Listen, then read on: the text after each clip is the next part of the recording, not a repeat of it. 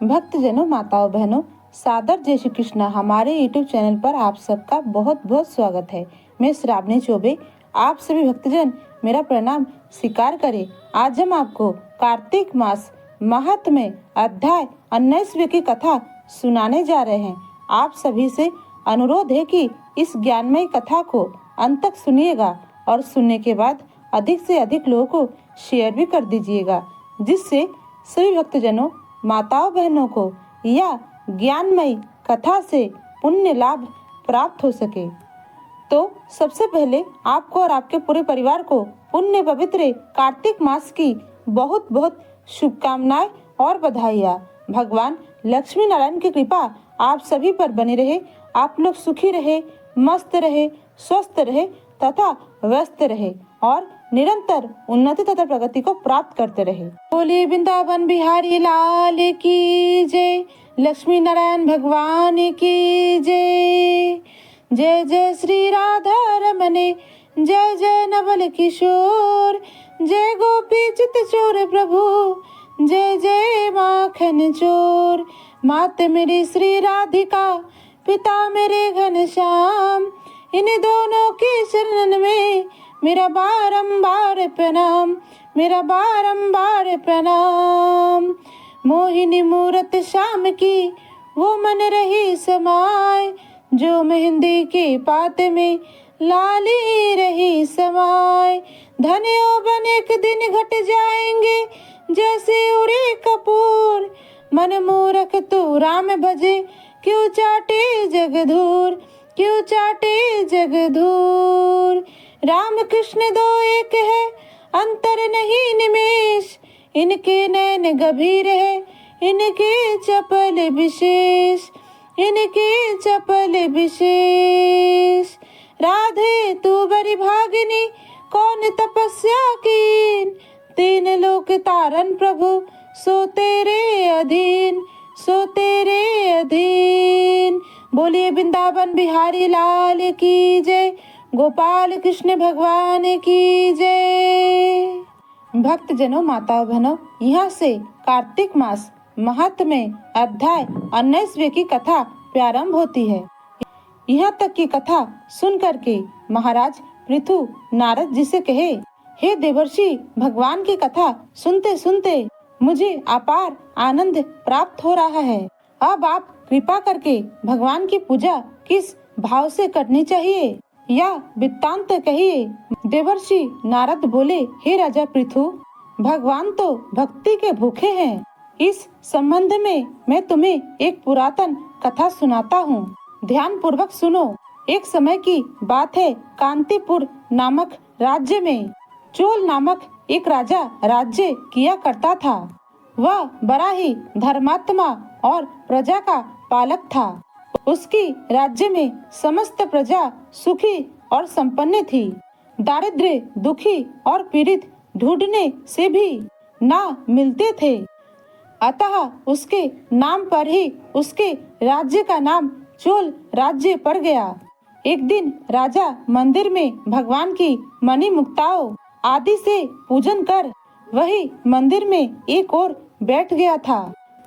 वह गर्वपूर्ण नजरों से देखता और सोचता कि मैंने भगवान की मणि मुक्ताओं से पूजन की है, ऐसी पूजा भला कौन कर सकता है।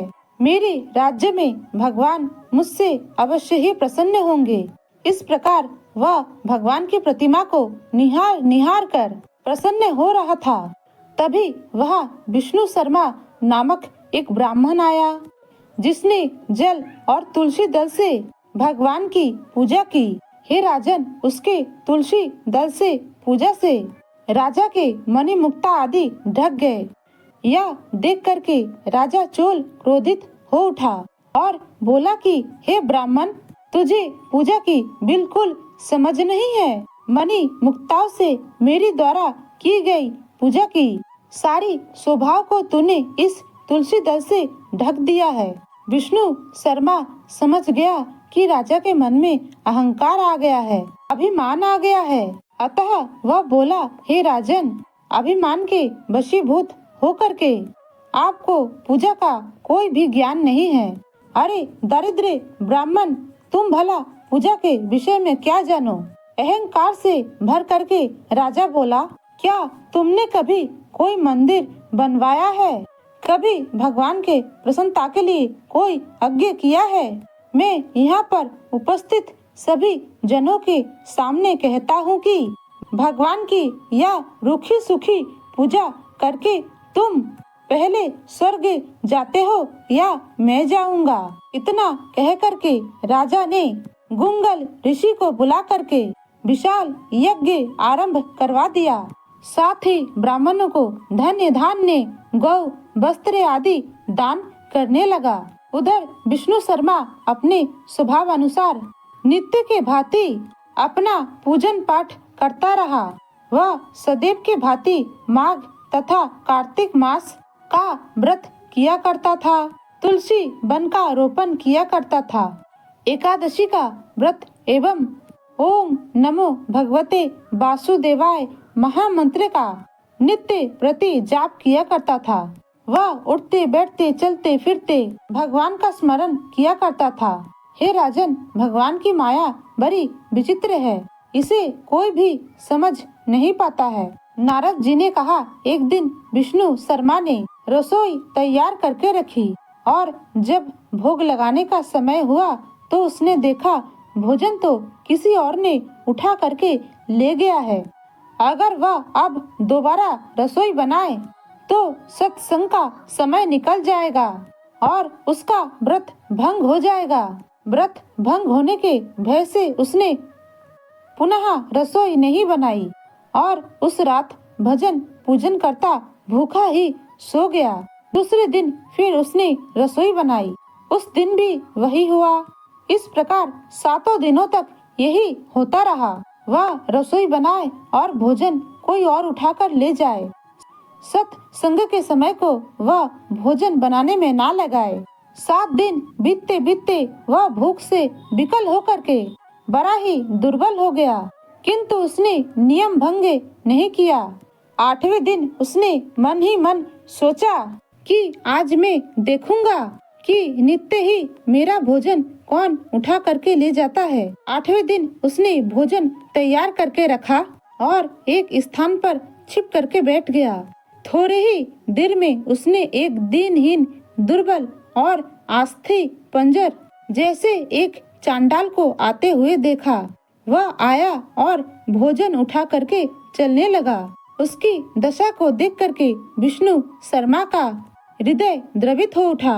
उसने उस चांडाल से कहा कि अरे भाई, यह रूखा सूखा भोजन ना ले जाओ, मेरे पास थोड़ा घी भी है, वह भी ले जाओ। ब्राह्मण की बात को सुन करके चांडाल भय के मारे भाग खड़ा हुआ, किंतु शीघ्र ही ठोकर खा करके गिर पड़ा।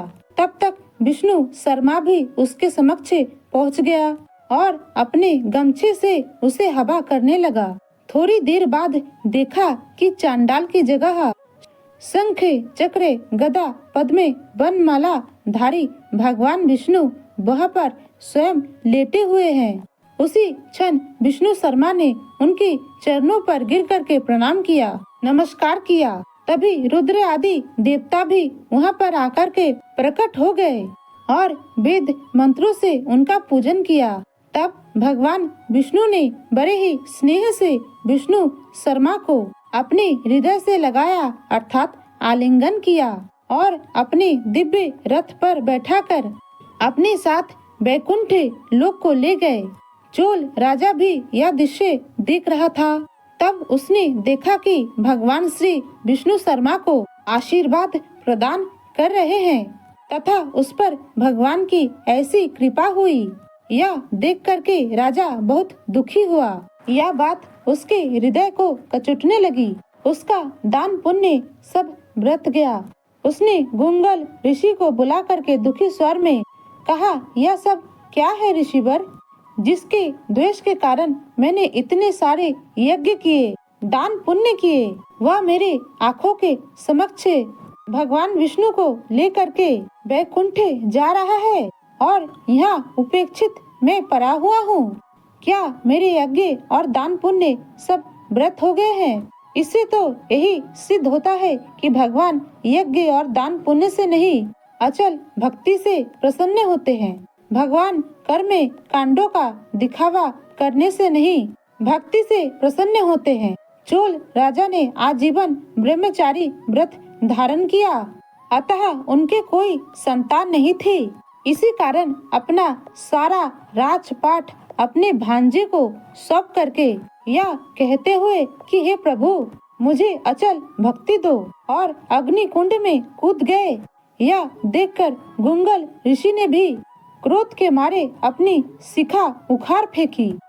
तब भक्त वत्सल भगवान विष्णु ने राजा की अग्नि कुंड में गिरते ही उसे अपनी आलिंगन में ले लिया, अपने लोक में ले गए। बैकुंठ में भगवान ने विष्णु शर्मा को शील तथा चोल राजा को सुशील नाम देकर अपना द्वारपाल नियुक्त किया। इस प्रकार दोनों श्री भगवान के साथ निवास करने लगे। हे महाराज पृथु, आज भी चोल देश में राजा का उत्तराधिकारी उसका भांजा ही होता है, और उस घटना के बाद गोकुल गोत्री ब्राह्मण भी शिखा नहीं रखते हैं। सूत जी महाराज कहने लगे, हे ऋषियों, भगवान तो भावना और प्रेम के भूखे हैं, उन्हें प्रेम से ही रिझाना चाहिए। इस प्रकार यहाँ पर कार्तिक मास महात्म्य 19वें की कथा का समापन होता है। बोलिए श्री लक्ष्मी नारायण भगवान की जय। अच्युतम केशवम राम नारायणम कृष्ण दामोदरम वासुदेवम हरे श्रीधरम माधवम गोपिका वल्लभम श्री जानकी नायकम श्री रामचंद्रम भजे जानकी मनोहरम सर्वलोके नायकम श्री शंकरादि सेवितम पुण्य नाम कीर्तनम श्री राम राम राम राम राम नाम तायकम रामकृष्ण वासुदेव भक्ति मुक्तिदायकम रामकृष्ण वासुदेव भक्ति मुक्तिदायकम रामकृष्ण वासुदेव भक्ति मुक्तिदायकम। हरे राम राम राम हरे हरे, हरे कृष्ण कृष्ण कृष्ण हरे हरे, हरे राम राम राम हरे हरे, हरे कृष्ण कृष्ण कृष्ण हरे हरे। श्री कृष्ण गोविंद हरे मुरारी, हे नाथ नारायण वासुदेवा। श्री कृष्ण गोविंद हरे मुरारी, हे नाथ नारायण वासुदेवा, हे नाथ नारायण वासुदेवा। बोले वृंदावन बिहारी लाल की जय। गोपाल कृष्ण भगवान की जय। बाल कृष्ण भगवान की जय। लक्ष्मी नारायण भगवान की जय। श्री श्याम सुंदर यमुने महारानी की जय। धर्म की जय हो, अधर्म का नाश हो, प्राणियों में सद्भावना हो, विश्व का कल्याण हो, नगर बस्ती की जय हो, सनातन धर्म की जय हो, गौ माता की जय हो। आज के आनंद की जय हो, कल के आनंद की जय हो, कल परसों के आनंद की जय हो, बरसों बरसों के आनंद की जय हो। ओम नमो पार्वती पते, हर हर महादेव हर। काल हर, कंटक हर, दुख हर, दारिद्र हर, आनंद की लहर कर। भक्तजनों, माताओं बहनों, हमने जो ज्ञानवर्धक कथा आपको सुनाई है, इसको अधिक से अधिक लोगों को शेयर कीजिएगा, लाइक कीजिएगा, कमेंट कीजिएगा तथा हमारे चैनल को सब्सक्राइब भी कीजिएगा, और साथ में इस बहन बेटी भाभी का साथ दीजिएगा। आगे बढ़ने का एक मौका अवश्य दीजिएगा।